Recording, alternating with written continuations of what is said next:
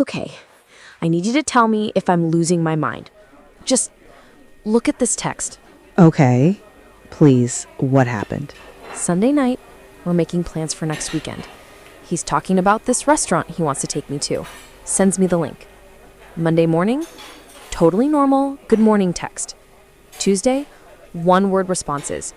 Wednesday, today, he waited 6 hours to answer cool to a full paragraph I sent. Hold on. Did something happen between Sunday and Monday? That's what I keep trying to figure out. I've replayed every conversation.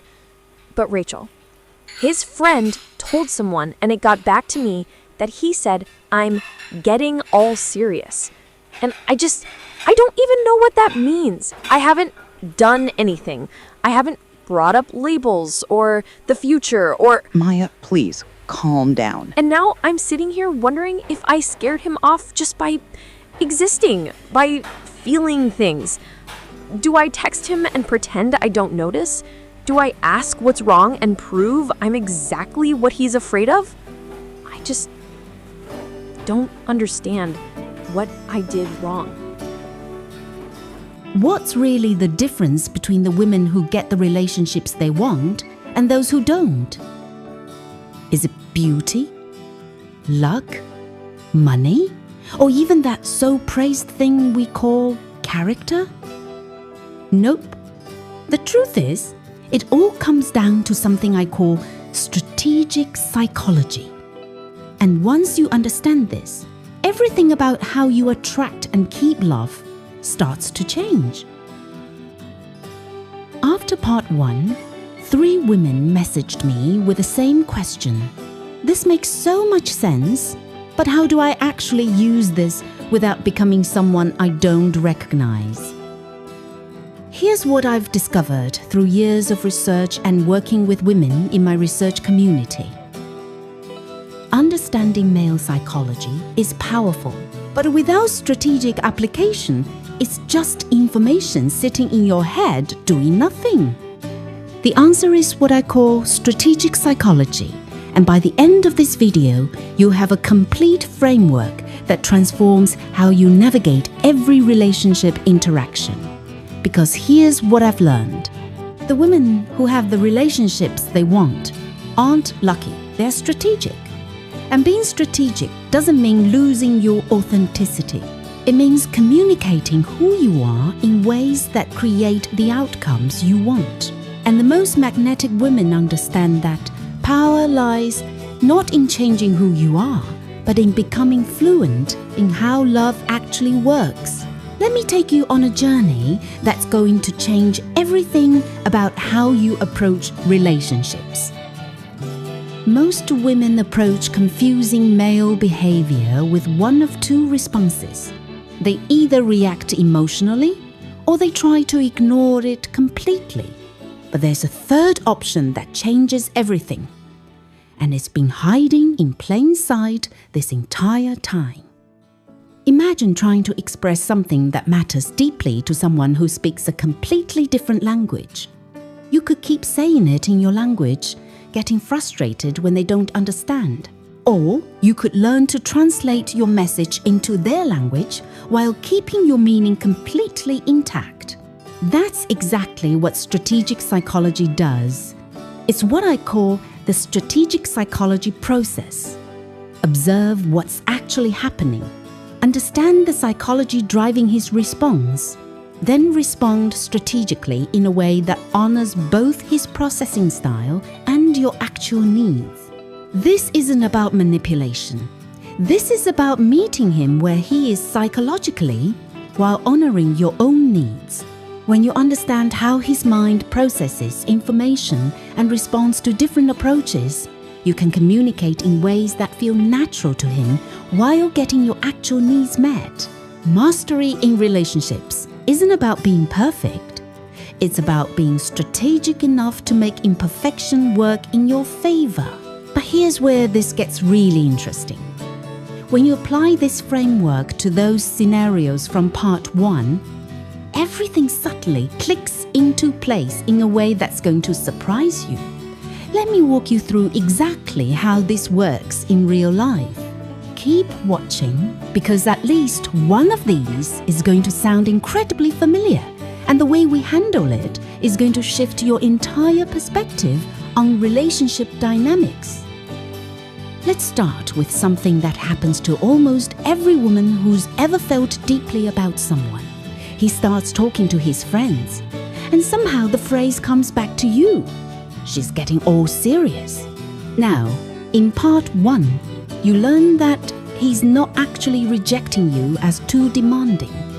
He's processing his fear of commitment and vulnerability. But here's the deeper psychology. He's experiencing what attachment theorists call the vulnerability gap, the psychological space between wanting closeness and fearing what that closeness might cost him. His brain is literally running a risk assessment protocol. And when you understand this cognitive pattern, you can communicate in ways that reduce perceived risk while maintaining authentic connection. But knowing that is only half the battle. Because when you hear those words, your nervous system doesn't care about psychology. Your nervous system hears rejection. Most women in this situation do one of two things. They either pull back defensively, trying to prove they're not serious, or they pressure him for answers about where this is going. Both responses confirm his worst fear that your feelings will pressure him into decisions he's not ready for. But there's a third way that completely changes the dynamic. And once you understand it, you'll never respond the same way again.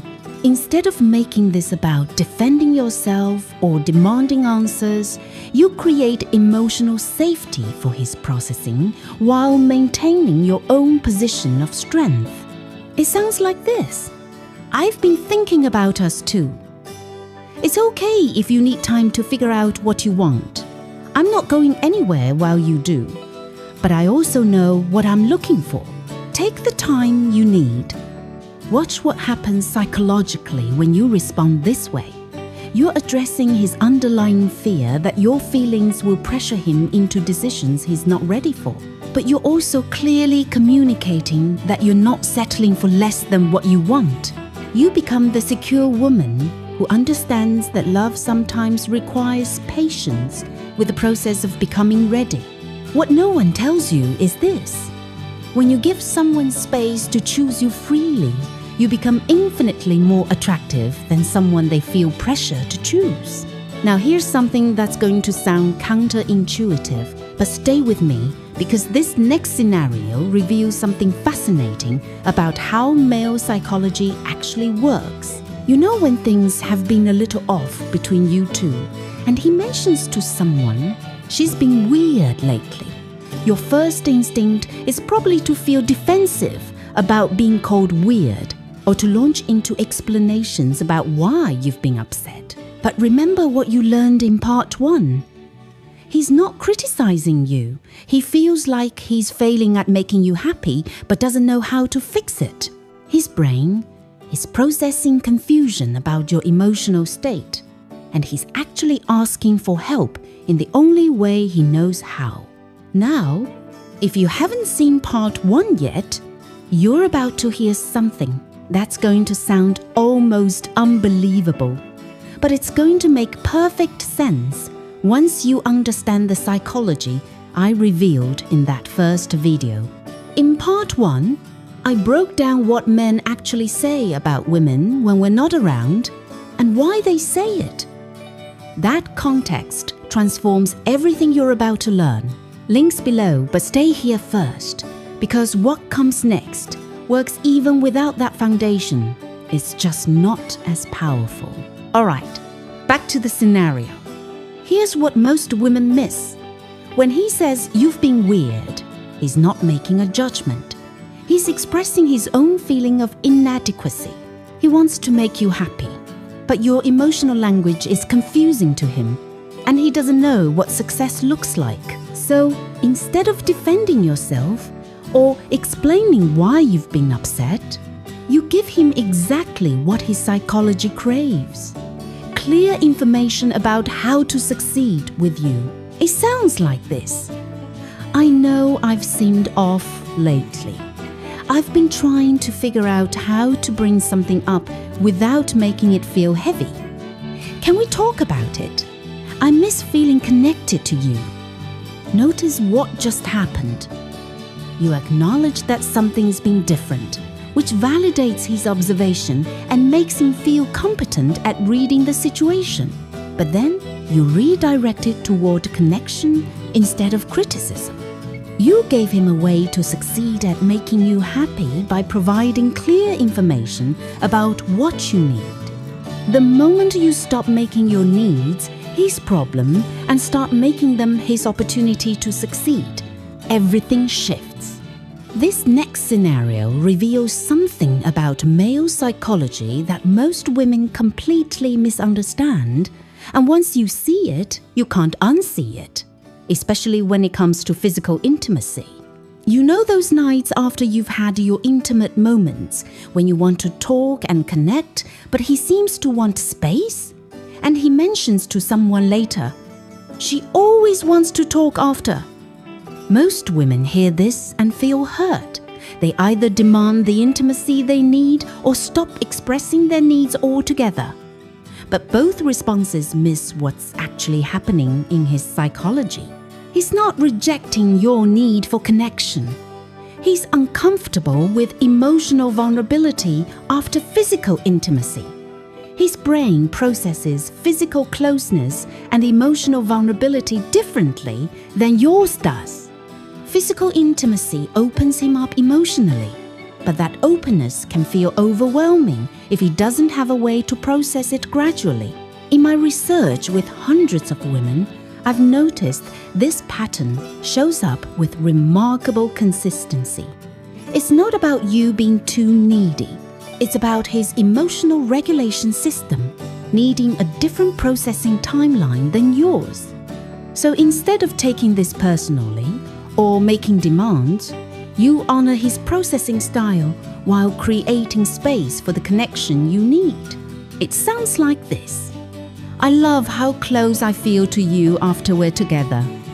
I know talking right away isn't always your thing. What would feel good for you? Maybe we could just hold each other for a bit?" You are acknowledging his different processing style while finding a middle ground that meets both your needs. You're making intimacy feel safe for him instead of overwhelming. Sometimes the deepest intimacy happens in the quiet spaces between words, not in the words themselves. Now, this last scenario is going to reveal something that changes how you understand emotional communication entirely. You've probably heard a man say at some point, "Women are complicated." And it probably made you feel frustrated or misunderstood. But what you learned in part 1 is that he's not making a judgment about women in general. He's scared he hurt you and doesn't understand how. He's processing confusion about emotional nuance, and he's actually asking for help in understanding how your mind works. Most women respond to this with frustration or lectures about emotional intelligence. But both responses confirm his belief that emotional situations are too complex for him to navigate successfully. Instead, you give him specific information about how to succeed with you while acknowledging his different processing style. It sounds like this. "I know my reactions seem big for what happened. Here's what was really going on for me. Next time something like this comes up, what would help you understand what I need?" You're translating your emotional experience into information he can use, while giving him a pathway to success in similar situations. You become the woman who makes emotional intelligence feel achievable instead of impossible. Now here's what I want you to understand about what just happened as we walked through those scenarios together. Every strategic response builds two types of confidence simultaneously. First, you're building his confidence in the relationship. When you respond to his psychological patterns with understanding instead of judgment, you become the woman who gets him in ways others don't. This is incredibly attractive and creates lasting connection. Second, you're building your own confidence in your ability to navigate relationship challenges. Instead of feeling powerless when he's confusing, you have a framework for understanding and responding effectively.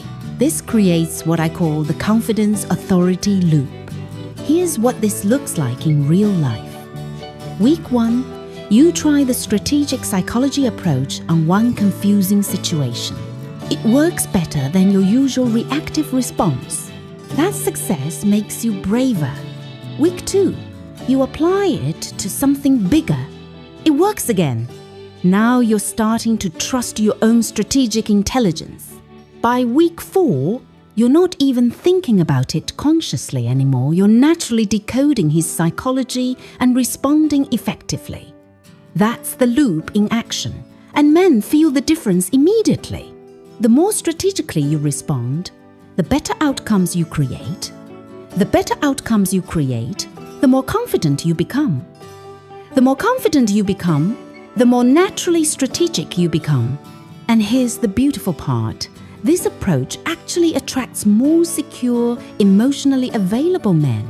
Because when you understand male psychology without losing yourself in it, you become irresistible to men who are ready for real partnership. What pulls people toward us most isn't our perfection. It's our ability to navigate imperfection with grace and wisdom. Now, here's something that's going to sound wrong at first. But once you understand the psychology, it changes everything about how attraction actually works. The moments when you feel most vulnerable in a relationship, when you're asking for what you need, setting a boundary, expressing disappointment, those aren't the moments when you lose his respect. They're actually the moments when you gain it, if you do it strategically. Because here's what most women miss about male psychology. Men don't respect women who never have needs. They respect women who have needs and know how to communicate them effectively. The difference is everything. This is what I call the respect-vulnerability paradox. And it's the reason why the most magnetic women aren't the ones who never ask for anything. They're the ones who ask with confidence that what they need matters. Through years of studying male psychology patterns, I've seen this principle transform relationships more than any other single insight. Your vulnerability isn't weakness when it's paired with strategic communication. It becomes your greatest strength. But I know some of you are thinking something right about now, and I need to address it directly because it's the most important part of everything I'm teaching you. But doesn't this mean I'm not being authentic? Oh, let me take you somewhere that's going to completely shift how you think about authenticity and strategy. Strategic communication isn't inauthentic. It's more authentic because it's more effective. When you understand how he processes information, you can express your authentic self in ways that he can actually receive and respond to positively. Like I said earlier, if you have something important to say to someone who speaks a different language, you don't change what you want to communicate. You change how you communicate it so they can understand you. Strategic psychology is the same principle. You're not changing who you are or what you need. You're changing how you express those needs so they land effectively instead of creating confusion or defensiveness. The women in my research community who master this approach don't become different people. They become more successful at being themselves in relationship. Your authenticity was never the problem. The problem was thinking that being authentic meant everyone should automatically understand you without translation. Now, here's how to begin applying this framework starting today. And trust me, you're going to want to try this within the next 48 hours because the results are that immediate. This week, choose one relationship situation where you've been struggling. Maybe it's getting him to open up more, or setting a boundary without creating conflict, or addressing something that's been bothering you. Apply the strategic psychology process. First, observe what's actually happening when this situation comes up. What does his behavior or language tell you about his internal state? Then understand what psychological need or fear might be driving his response. What does he need to feel emotionally secure in this situation? Finally, respond strategically. How can you address his underlying need while still getting your own needs met? What approach would feel safe for his processing style while being effective for your goals? Start with low-stakes interactions to build your confidence. Practice this framework on smaller issues before applying it to major relationship conversations. Here's what I want you to watch for. You'll know you're mastering this when 3 things start happening. First, confusing male behavior starts making immediate psychological sense. Second, you pause before responding instead of reacting. Third, you notice him becoming more open and responsive. And remember, mastery takes practice. You're learning a new skill, and like any skill, it gets easier and more natural the more you use it. Every expert was once a beginner who decided that confusion wasn't permanent, but clarity was worth pursuing. Now let me tell you about the strategic advantage this gives you. When you understand this aspect of male psychology and know how to apply it strategically, you gain 3 profound advantages that most women never develop. First, you know what he needs to feel secure and connected before he even realizes it himself. This makes you incredibly valuable to him because you create the emotional environment where he feels most himself. You become the woman who understands him at a level that feels almost magical to him. Second, you can predict how different approaches will land with him, so you can choose the most effective communication style for each situation. No more wondering if you said the right thing or walking on eggshells around his moods or reactions. Third, you become the woman who truly gets him on a psychological level that creates the kind of deep connection and attraction that leads to lasting commitment. Not because you're perfect, but because you're strategically intelligent about how love actually works. But here's what I want you to remember most as we wrap this up. You're not the same woman who started watching part 1. Remember her? Confused, reactive, hoping for the best? Look at where you are now. You now have both the psychological understanding and the strategic framework to create relationship success on your terms. You have a complete system. You understand male psychology. You can predict outcomes. That's not a small shift, that's transformation. You have the tools to navigate relationships from a position of strength and authenticity. You understand that strategic doesn't mean cold. It means effective. The conversations that used to confuse you, now you understand what's really happening psychologically underneath the surface. The situations that used to leave you feeling powerless, now you have a framework for creating better outcomes instead of just hoping things improve. The relationship dynamics that used to feel mysterious and unpredictable, now you can decode them and respond strategically instead of just reacting emotionally. You are now equipped with something most women never learn: how to honor both his psychology and your own needs simultaneously. How to be authentically yourself while being strategically effective. This 3-step process, observe, understand, respond, is what I teach in my complete strategic psychology framework, and you're getting the foundation of it right now.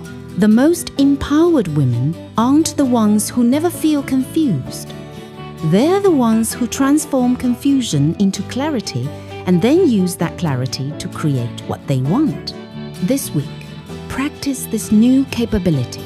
Choose one situation and apply the strategic psychology framework.